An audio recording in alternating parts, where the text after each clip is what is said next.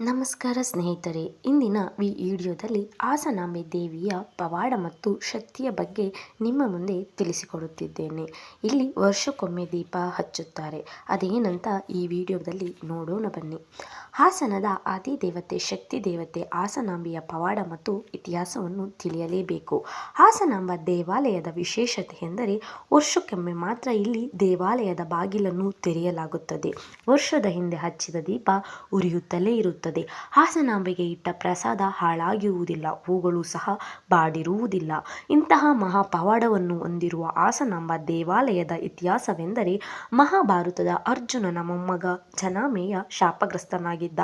ಆ ಕಾಲದಲ್ಲಿ ಇಲ್ಲಿ ನೆಲೆಸಿದ್ದ. ಆಗ ಆ ಸ್ಥಳಕ್ಕೆ ಸಿಂಹಾಸನಪುರಿ ಎಂಬ ಹೆಸರಿತ್ತು. ನಂತರ ಸಿಂಹಾಸನಪುರ ಆಡು ಭಾಷೆಯಿಂದ ಹಾಸನ ಎಂದು ಮಾರ್ಪಾಡಾಗಿದೆ ಎಂಬ ನಂಬಿಕೆ ಇದೆ.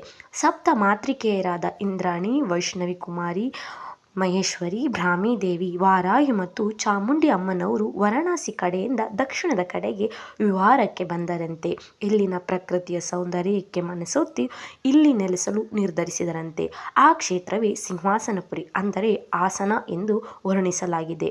ವೈಷ್ಣವಿ, ಕುಮಾರಿ, ಮಹೇಶ್ವರಿಯರು ಹಾಸನಾಂಬ ದೇವಾಲಯದಲ್ಲಿ ಹುತ್ತದ ರೂಪದಲ್ಲಿ ಹಾಗೂ ಬ್ರಾಹ್ಮೀದೇವಿಯು ಕೆಂಚಮ್ಮನ ಹೊಸಕೋಟೆಯಲ್ಲಿ ನೆಲೆಸಿದಳು ಎಂದು ಹೇಳಲಾಗುತ್ತದೆ.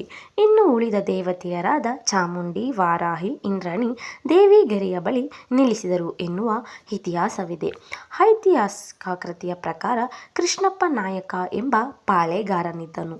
ಈ ಪಾಳೆಗಾರನು ಒಮ್ಮೆ ಪ್ರಯಾಣಕ್ಕೆ ಹೊರಟಾಗ ಮೊಲವೊಂದು ಅಡ್ಡಬಂದು ಪಟ್ಟಣವನ್ನು ಪ್ರವೇಶಿಸಿತು. ಆಗ ಅಪಶಕುನದಿಂದ ನಾಯಕನು ನೊಂದುಕೊಂಡನು. ಆಗ ಅವನಿಗೆ ಹಾಸನಾಂಬೆ ಪ್ರತ್ಯಕ್ಷವಾಗಿ, ಮಗು, ಈ ರೀತಿ ಚಿಂತಿಸುವುದನ್ನು ಬಿಡು, ಈ ಸ್ಥಳದಲ್ಲಿ ಕೋಟೆಯನ್ನು ಕಟ್ಟು ಎಂದು ಹೇಳಿದಳಂತೆ. ಹೀಗಾಗಿ ಕೋಟೆಯನ್ನು ಕಟ್ಟಿದ ಕೃಷ್ಣಪ್ಪ ನಾಯಕನು ಒಂದು ಕೋಟೆಯನ್ನು ಕಟ್ಟಿ ಅದಕ್ಕೆ ಹಾಸನಾಂಬೆ ಎಂದು ಹೆಸರಿಟ್ಟನು. ಹಾಸನ ತಾಲೂಕಿನ ಕುದುರೆಗುಂಡಿ ಗ್ರಾಮದಲ್ಲಿರುವ ಕ್ರಿಸ್ತಶಕ 1140 ವೀರಗಲ್ಲಿನ ಶಿಲಾ ಶಾಸನದಲ್ಲಿ ಇದನ್ನು ವಿವರಿಸಲಾಗಿದೆ. ಆಶ್ವಯುಜ ಮಾಸದ ಹುಣ್ಣಿಮೆಯ ನಂತರ ಬರುವ ಗುರುವಾರದಂದು ಹಾಸನಾಂಬೆಯ ದೇವಾಲಯದ ಬಾಗಿಲನ್ನು ತೆರೆಯುವ ದಿನ.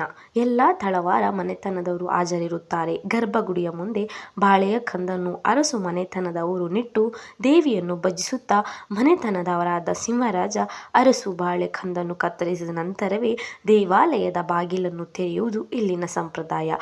ಗರ್ಭಗುಡಿಯ ಬಾಗಿಲನ್ನು ತೆರೆದ ಕೂಡಲೇ ಭಕ್ತರು ಹಾಸನಾಂಬೆಯ ದರ್ಶನ ಮಾಡಬಾರದು ಎಂಬ ಪ್ರತೀತಿ ಇದೆ. ಇದರಿಂದ ಅಪಾಯವಾಗುವ ಸಾಧ್ಯತೆಗಳು ಹೆಚ್ಚು ಎನ್ನುವುದು ಜನರ ನಂಬಿಕೆ. ಈ ಕಾರಣಕ್ಕಾಗಿ ದೃಷ್ಟಿ ನಿವಾರಣೆ ಬಳಿಕ ಕಂದನ್ನು ಕಡಿದ ಬಳಿಕ ಮರುದಿನ ಭಕ್ತರಿಗೆ ಪ್ರವೇಶವನ್ನು ನೀಡಲಾಗುತ್ತದೆ. ಮೊದಲನೇ ದಿನ ಹಾಸನಾಂಬೆಗೆ ಯಾವುದೇ ರೀತಿ ಅಲಂಕಾರ ಮಾಡಲಾಗುವುದಿಲ್ಲ. ಎರಡನೇ ದಿನ ದೇವಿಗೆ ವಿಶೇಷವಾದ ಆಭರಣ ವಸ್ತ್ರ ಪಲ್ಲಕ್ಕಿಯೊಂದಿಗೆ ದೇವಾಲಯಕ್ಕೆ ತಂದು ದೇವಿಯನ್ನು ಅಲಂಕರಿಸಿ ಪೂಜೆ ಮಾಡಿ ನೈವೇದ್ಯವನ್ನು ಅರ್ಪಿಸಲಾಗುತ್ತದೆ. ದೀಪಾವಳಿಯ ಸಂದರ್ಭದಲ್ಲಿ ಹಾಸನಾಂಬೆಯ ದೇವಾಲಯವನ್ನು ವರ್ಷಕ್ಕೊಮ್ಮೆ ತೆರೆಯಲಾಗುತ್ತದೆ. ಬಲಿಪಾಡ್ಯದ ದಿನದಂದು ತುಪ್ಪದ ದೀಪವನ್ನು ಬೆಳಗಿಸಿ ಹಾಸನಾಂಬೆಯ ಗರ್ಭದ ಗುಡಿಯೊಳಗೆ ಇಡಲಾಗುತ್ತದೆ. ಜೊತೆಗೆ ಹೂಗಳಿಂದ ದೇವಿಯನ್ನು ಅಲಂಕರಿಸಿ ಬೇಯಿಸಿದ ಅನ್ನವನ್ನು ನೈವೇದ್ಯವನ್ನಾಗಿ ಇಡಲಾಗುತ್ತದೆ.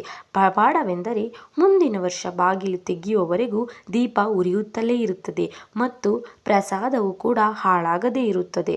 ಭಕ್ತಿಯಿಂದ ಬೇಡಿದ್ದನ್ನು ಕರುಣಿಸುವ ದೇವಿ ಹಾಸನಾಂಬೆಯ ಬಗ್ಗೆ ಎಷ್ಟೇ ಹೇಳಿದರೂ ಸಾಲದು. ತಮ್ಮ ಅಮೂಲ್ಯವಾದ ಸಮಯವನ್ನು ಇಲ್ಲಿ ನೀಡಿ ಹಾಸನಾಂಬೆ ಅಮ್ಮನವರ ಕಥೆಯನ್ನು ಕೇಳಿದ್ದೀರಾ. ವಿಡಿಯೋ ಮಾಹಿತಿ ಇಷ್ಟ ಆಗಿದ್ದರೆ ದಯವಿಟ್ಟು ಶೇರ್ ಮಾಡಿ ಮತ್ತು ಲೈಕ್ ಮಾಡಿ. ಎಲ್ಲರಿಗೂ ಶುಭವಾಗಲಿ. ತುಂಬು ಹೃದಯದ ಧನ್ಯವಾದಗಳು.